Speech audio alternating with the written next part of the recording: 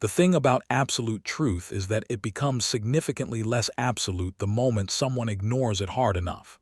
For 53,000 years, give or take a few centuries depending on which calendar system you trusted, the galaxy operated under a very specific set of rules. Not suggestions, not guidelines. Rules. The kind that were carved into crystalline data cores, sung in harmonic religious ceremonies, and tested in laboratory conditions so many times that the experiments themselves had become religious rituals. The doctrine of divine boundaries wasn't just science, it was better than science. It was science that had been blessed, notarized, and approved by every major theological institution across 47 star systems. The math was beautiful, elegant, and most importantly, consistent. Maximum reaction time for any carbon-based life form, around 0.47 seconds. Maximum neural processing speed, 847 calculations per second. Maximum acceleration tolerance before cellular breakdown, 23 g-forces for exactly 4.3 seconds. These weren't estimates. These were facts handed down from the precursors, those mysterious elder beings who had apparently figured everything out before mysteriously vanishing, which was convenient because it meant nobody could ask them awkward questions about their methodology. The Quilaxians, insectoid beings whose exoskeletons reflected light in precisely 7 wavelengths that corresponded to divine frequencies, had built their entire priesthood around maintaining these measurements. The Helvrathi, towering warrior philosophers who treated combat like interpretive dance and philosophy like competitive sport, had structured their martial arts around the absolute limits of possibility. Even the Telmari, those perpetually bureaucratic bird people whose idea of excitement was a properly filed form in triplicate, had created entire governmental departments dedicated to ensuring nobody exceeded their predetermined limitations. It was a good system. It had worked for literal epochs. Species rose, species fell, but the limits remained constant, comforting, predictable. Completely and utterly wrong as it turned out, but nobody knew that yet. Enter humanity. Enter humanity. Or more specifically, enter humanity stumbling through the galactic stage door 12 years late, without an invitation and possibly intoxicated. First contact had been awkward. The human ship had been broadcasting what they claimed were peaceful greeting signals, but which every translation matrix in the sector identified as either a declaration of war or possibly a recipe for bread. Nobody was quite sure. The linguistic chaos had eventually been sorted out, and humanity had been welcomed into galactic civilization with the kind of polite enthusiasm usually reserved for distant relatives at family reunions. Nice enough people, these humans. Short-lived, which was sad. Technologically delayed by about 800 years, which was expected from a species that had developed in complete isolation. Their planet, which they called Earth with an almost aggressive lack of creativity, was a death world by galactic standards, but they seemed oddly proud of this fact. It builds character, one human diplomat had explained during the integration meetings. The Telmari representative had spent 40 minutes trying to file that statement under an appropriate category, and eventually gave up. Humans were classified as Tier 7 contributors to galactic civilization, not an insult, just reality. They excelled at stubbornness, improvisation, and creating food dishes that technically violated several laws of chemistry. They were given standard trade agreements, access to the educational networks, and a handful of embassy positions. Some humans looking for adventure, or possibly just rent money, signed up as contractors throughout the galaxy. Security work mostly. The kind of jobs that required a warm body and armor and the ability to look intimidating while standing in one place for 8 hours. Reeve Maller was one of these humans, and he was absolutely not prepared for the theological crisis he was about to cause. Station Zenith 7. Station Zenith 7 orbited a gas giant in neutral space, serving as a trading hub for 14 different species and home to approximately 40,000 permanent residents. Reeve had been working security there for 7 months, and his primary responsibilities included checking credentials, responding to the occasional drunk merchant trying to sell counterfeit engine parts, and trying to figure out which of the station's 17 different cantinas served something approximating coffee. He was 32 years old, which by human standards meant he was an adult, but barely. Had brown hair that needed cutting, a collection of scars from a youth spent doing inadvisable things on Earth, and the kind of build that came from manual labor and occasionally remembering to exercise. The Qualaxians who ran the security division thought he was adequate. The Helvrathi dock workers thought he was amusingly small. The Telmori administrators thought his paperwork was sloppy, but technically compliant. None of them thought he was special. This was about to change in the most inconvenient way possible. The trials of ascendancy. The trials of ascendancy came around every decade like clockwork, which was appropriate since the Helvrathi who organized them were obsessed with both clocks and tradition. It was part tournament, part religious ceremony, part cultural festival, and entirely exhausting for everyone involved. Warriors from every species would compete in combat trials, not to the death, but to the limit of their abilities, proving that their people hadn't degraded from the divine standards set forth in the doctrine. It was a big deal. Thousands attended. Millions watched on broadcast networks. Entire theological dissertations were written analyzing the performance data. Reeve had absolutely no intention of participating. He barely understood the cultural significance, and his combat experience consisted of a few self-defense classes on Earth and one memorable bar fight on Station Zenith 7 that he technically won by default when his opponent slipped on spilled Telmori wine. Unfortunately, the universe has a sense of humor, and that sense of humor apparently worked in the Zenith 7 administrative offices. A Telmori clerk named Vixchitalang Vishmoritek, who went by Vix because life was too short even for Telmori, had been processing security personnel certifications when his data pad glitched.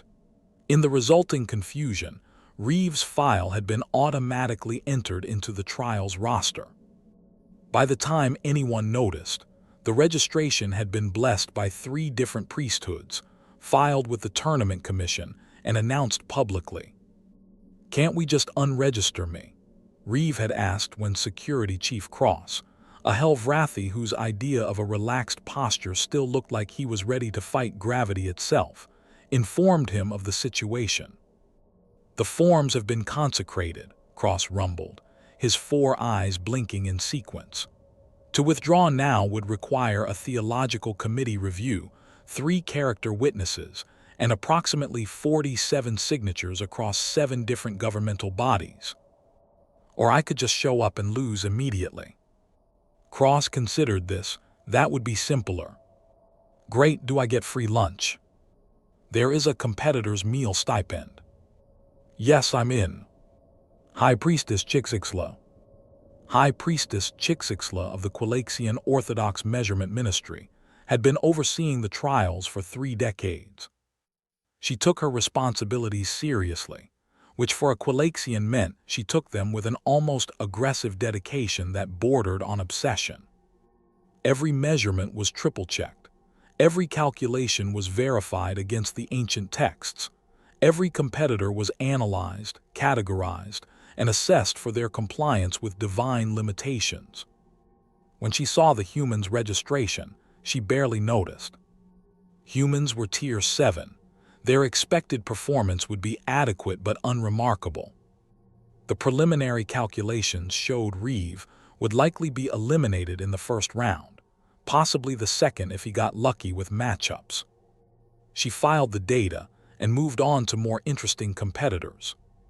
She would later describe this as the greatest oversight of her career, though oversight was probably too gentle a word for missing the impending collapse of 53,000 years of theological certainty. The first match. The first round of the trials took place in the station's main arena, a converted cargo bay that had been outfitted with force fields, weapon systems, and enough safety protocols to satisfy even Telmori insurance adjusters. The fights were non-lethal but full contact, using weapons that delivered plasma shocks calibrated to stun rather than kill. Competitors wore light armor and personal shields. The rules were simple: disable your opponent's shield, force a surrender, or wring them out of the combat zone. Reeves' first match was against a Helvrathi named Cross. Different Cross, not his boss. The Helvrathi apparently had a limited selection of names and compensated with elaborate title systems that Reeve hadn't bothered learning. This Cross was 7 feet tall, built like he'd been carved from stone by an artist who believed subtlety was for the weak, and moved with the kind of fluid grace that came from a lifetime of martial training. The match began at dawn, station time. Cross opened with a traditional Helvrathi salute, which involved several intricate hand movements and what might have been a small prayer. Reeve waved awkwardly and activated his shield. "You honor me with your presence, small warrior," Cross rumbled in the formal combat dialect that translators struggled to render naturally. "Thanks, you seem nice." "Sorry about this," Reeve replied, which the translator rendered as something approximately polite but grammatically concerning. Cross attacked with textbook precision, a feint to the left, a plasma strike to the right, calculated to force Reeve into a defensive position where a follow-up strike would disable his shield. According to every combat model in the database, the attack sequence would take 1.3 seconds to execute and was essentially undodgeable for a human. Reeve dodged it. Not elegantly, not with any particular style. He just moved, his body reacting before his conscious mind had finished processing the threat. One moment he was in the strike path, the next he was 2 feet to the left, looking mildly surprised at his own relocation. Cross paused. That was odd. He recalculated and launched a combination strike, this one even faster, optimized for the human's new position. Reeve ducked under it, stumbled slightly, and accidentally ended up in a position that any combat instructor would have called tactically advantageous, but which Reeve had arrived at through a combination of instinct and mild panic. The match continued for 3 minutes. Cross landed several solid hits and Reeve's shield failed halfway through. By all rights, that should have ended it. Instead, Reeve spent the remaining 90 seconds dodging follow-up strikes through what appeared to be a combination of luck, reflexes, and the kind of spatial awareness that shouldn't have been possible for someone who claimed he'd learned to fight from watching movies and getting into stupid arguments. When Cross finally landed a stunning blow that ended the match, he stood over the human's twitching form with a growing sense of unease. The match data was already being transmitted to the judges. 3 of his strikes had been perfectly executed, textbook maneuvers that were supposed to be physically impossible to evade.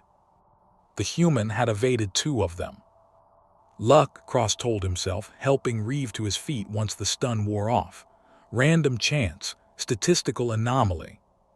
In the judge's booth, High Priestess Chixixla stared at her instruments with mounting concern.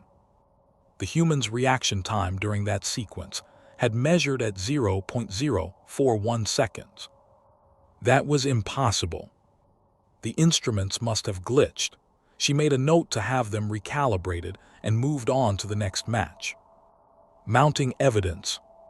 The thing about impossible things is that they become significantly harder to ignore when they keep happening. Reeve advanced to the second round by what everyone agreed was extraordinary luck. His opponent had accidentally stepped out of bounds while attempting a finishing move. Could have happened to anyone. Round 3 saw Reeve facing a Telmori fighter who whose strategy involved calculated patience and precise timing. Reeve won when he somehow predicted a strike pattern that the Telmori had literally invented that morning and had never used in competition before. "I don't know," Reeve explained when asked about his tactical genius. "He looked like he was going to go left, so I moved right." But the statistical analysis of his previous 14 matches indicated an 87% probability of a right-side attack, the confused interviewer pressed. "Sure, but he was definitely going left. You could see it in his shoulders." This explanation satisfied no one, but Reeve was already walking away to find food, so the interview ended there. By round 5, people were paying attention. Not because Reeve was winning. He'd lost round 4 and only advanced because his opponent had to withdraw with an injury from a previous match, but because the data coming from his matches was increasingly problematic. Frame-by-frame analysis showed reaction times that danced right along the theoretical limits. Sometimes they exceeded those limits, but only by margins so small they could be attributed to measurement error. Except measurement errors shouldn't consistently favor one direction. And Reeve's errors were always the same: faster than possible, never slower. Scientists began requesting additional sensor data. Religious officials began quietly suggesting that perhaps the sensors were unreliable. A theological committee was convened, then quietly disbanded when their preliminary findings were too disturbing to formalize. The trials continued, and everyone agreed not to talk about the growing elephant in the arena. That elephant was about to become significantly harder to ignore. The semifinal. The semifinal matches were held in the Grand Arena, a proper stadium built into the station's central hub, with seating for 5,000 spectators and broadcast coverage that reached 40 systems.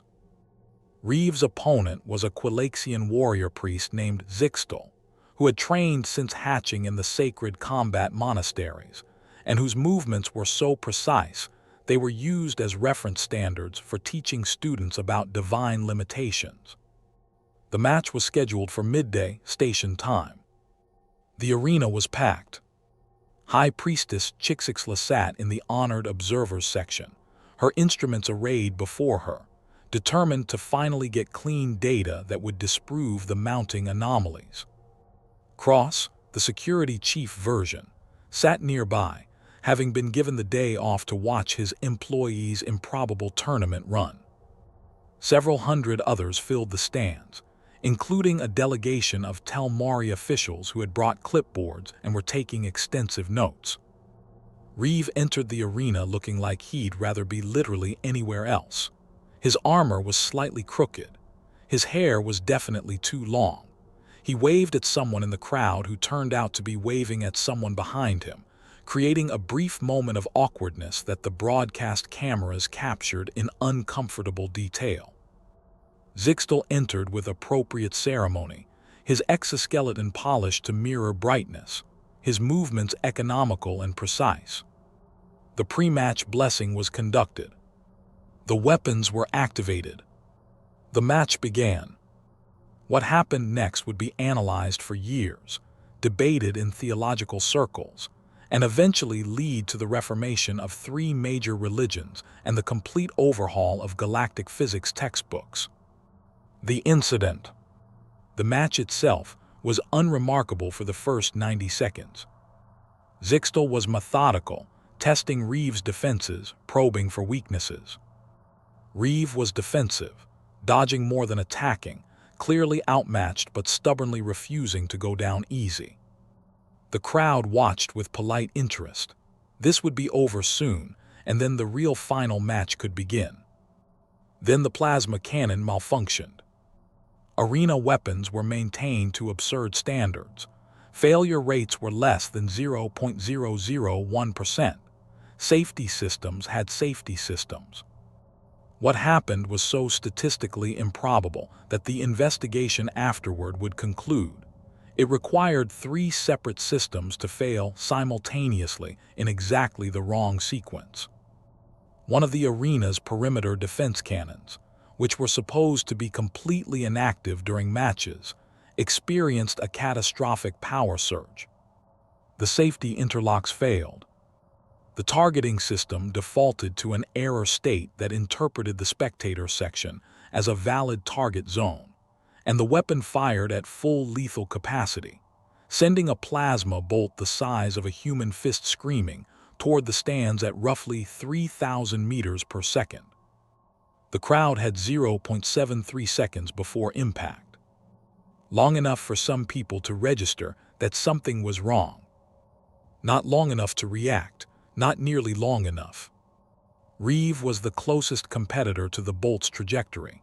He was also mid-dodge from one of Zixtal's strikes, his weight on his back foot, his shield already depleted from a hit 2 seconds earlier.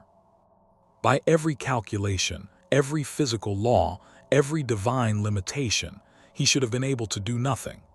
At best, he might have been able to turn his head to watch the tragedy unfold. Instead, he moved. Later analysis would show that his reaction time from bolt firing to movement initiation was 0.008 seconds. His acceleration from standing to full sprint was 43 g-forces sustained for 0.6 seconds.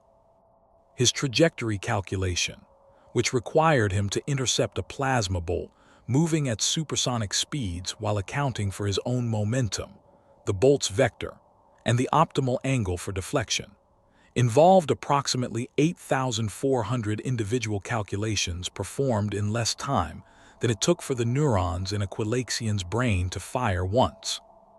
The crowd saw a blur. The high-speed cameras recording at 10,000 frames per second captured something that resembled movement but seemed to skip frames, as if reality itself had hiccuped. Reeve crossed the arena floor, reached the bolt's trajectory and caught it. Not with a tool, not with a shield, with his hand. More specifically, with his palm, fingers spread, arm angled at precisely 34 degrees from vertical, body rotating to absorb and redirect the plasma's momentum. The bolt, which carried enough energy to vaporize a Telmari and severely injure most other species, hit his unshielded, unarmored hand and stopped. For exactly 0.003 seconds, Reeve held a ball of superheated plasma in his bare hand while his nervous system screamed. His skin began to char, and his brain calmly completed the calculations for the redirection vector. Then he threw it. Not at anyone. At the arena's emergency containment field emitter, a system designed to capture malfunctioning weapons fire. The bolt streaked across the arena, hit the emitter's capture field, and dissipated harmlessly in a shower of sparks and the smell of ozone. Reeve stood in the center of the arena, his hands smoking, his face displaying an expression that could best be described as confused about what just happened, but also his hand really hurt. The arena was completely silent. 5,000 beings sat frozen, their minds struggling to process what they'd just witnessed. The aftermath. In the judge's booth, High Priestess Chixixla stared at her instruments. Every sensor had recorded the event. Every measurement was clear, verified, and completely impossible. The numbers couldn't be real. They violated everything. The doctrine of divine boundaries wasn't just wrong. It was catastrophically, fundamentally, almost offensively wrong. Her hands trembled as she ran the calculations again and again and again. The numbers didn't change. 0.008 seconds, 43 g-forces, 8,400 calculations. And most damning of all, the human's body temperature, blood pressure, and neural activity indicated this wasn't even his maximum capacity. He'd been operating at approximately 60% of his potential, limited not by divine boundaries, but by the simple fact that he'd been surprised and hadn't had time to fully commit to the movement. "Blessed precursors," she whispered, her translation implants struggling to find appropriate words in any language. "What are these creatures?" The arena remained silent for another 10 seconds. Then someone started clapping. Slowly, uncertainly, the applause built, not because anyone understood what they'd seen, but because in the absence of understanding, social ritual provided comfort. The match was called. Reeve was declared the winner by default and immediately disqualified from the finals for medical necessity, which was the closest thing the rules had to "we need to study what just happened." Reeve was escorted to the medical bay, where his hand was treated for second-degree burns that should have been fourth-degree annihilation. The doctors, representing 4 different species, examined him with the kind of fascination usually reserved for undiscovered phenomena or particularly interesting mold samples. "Does that happen often?" a Telmori doctor asked, scanning Reeve's neural patterns for the 7th time. "What, burning my hand? Not usually. Caught a pan wrong once when I was cooking." "Not the burn." The doctor gestured vaguely at everything. "The movement, the speed, all of it." "Oh, I played baseball in school. You kind of have to react fast or you get hit in the face with the ball." "How fast does this ball move?" "Depends. Professional pitchers can throw maybe 90, 95 miles per hour." The doctor did a quick calculation. "That's approximately 40 meters per second." "Sure. And humans react to and intercept this regularly." Not me specifically. I was terrible at baseball, but yeah, lots of people can." The doctor excused himself and went to have a quiet existential crisis in the supply closet. The theological crisis. The theological crisis began approximately 40 minutes after the incident, which was actually impressive restraint by religious institution standards. High Priestess Chixixla called an emergency convocation of the measurement ministry. Representatives from the Helvrathi warrior philosopher temples and the Telmori Bureau of Physical Standards were invited. The meeting was closed to the public, which only made the rumors spread faster. The evidence was undeniable. The human had exceeded the divine limitations. Not by a little, not through some technicality or measurement error, by a factor that made the limitations look less like laws of nature and more like gentle suggestions that nature had decided to ignore. The implications were staggering. If humans could exceed the limits, could other species? Had they been artificially restricting themselves for 53,000 years based on incorrect data? Were the precursors wrong, or had they lied? Or had everyone simply misunderstood? Perhaps, one elderly Helvrathi philosopher suggested carefully, the doctrine describes average limitations, and this human is exceptional. "We tested their entire species during integration," Chixixla replied, her voice strained. "Their average reaction time is 0.25 seconds, slower than ours, slower than everyone's. This individual tested at 0.26 seconds during his standard security certification. These current measurements are impossible."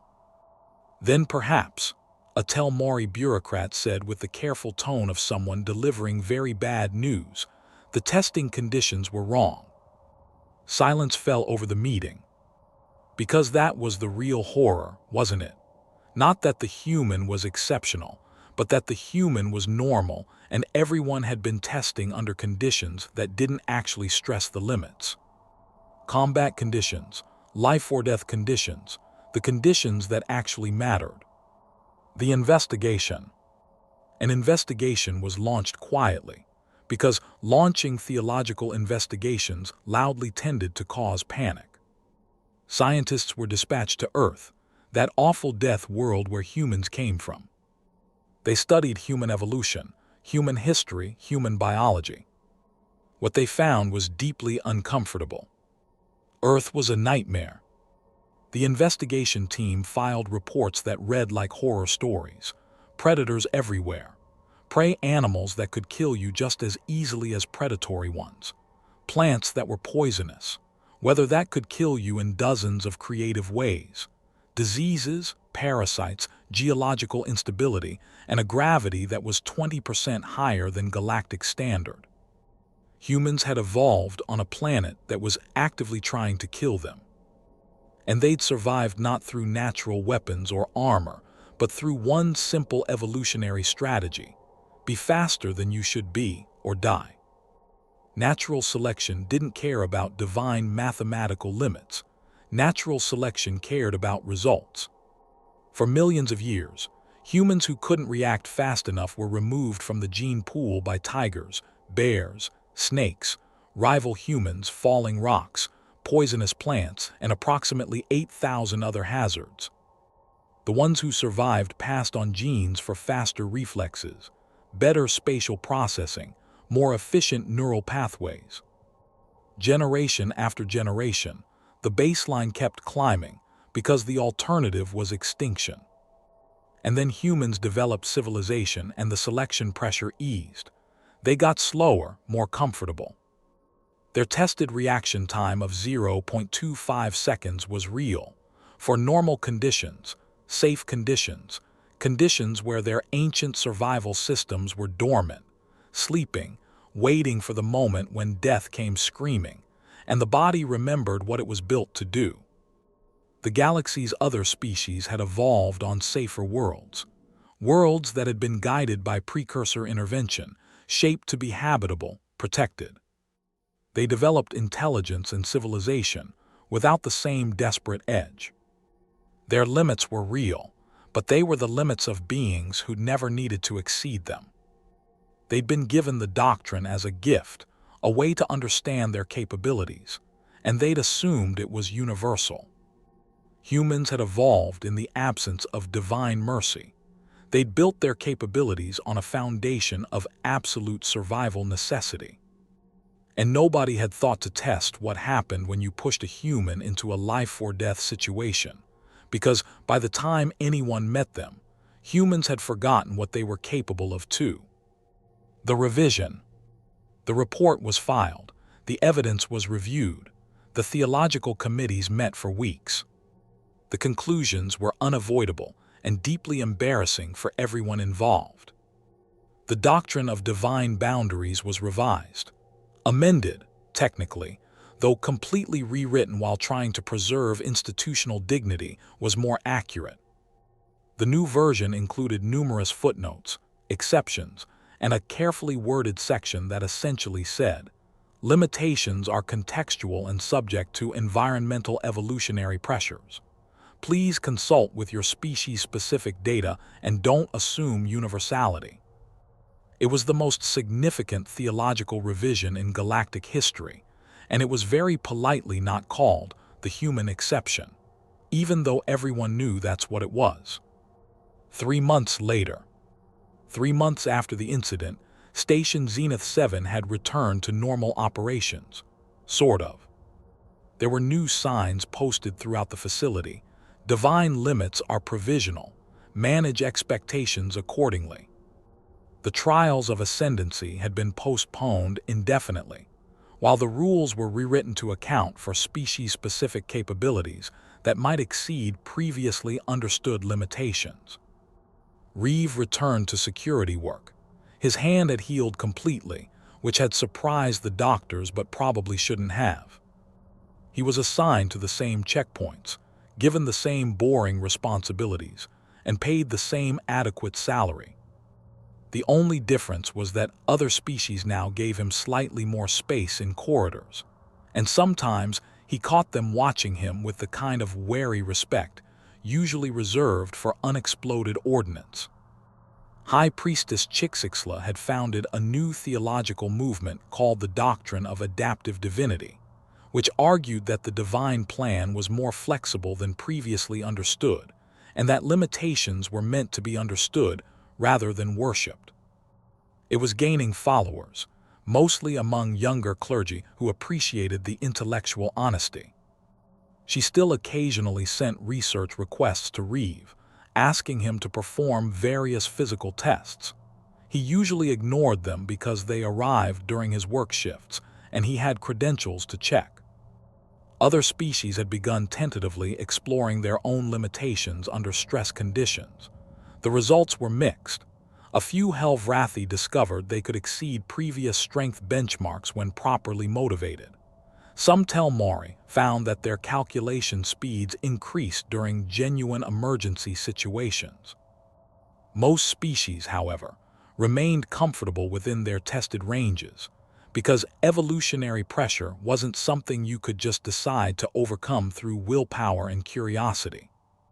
Humans, meanwhile, had become simultaneously more respected and more unsettling to galactic civilization. Research into human capabilities continued.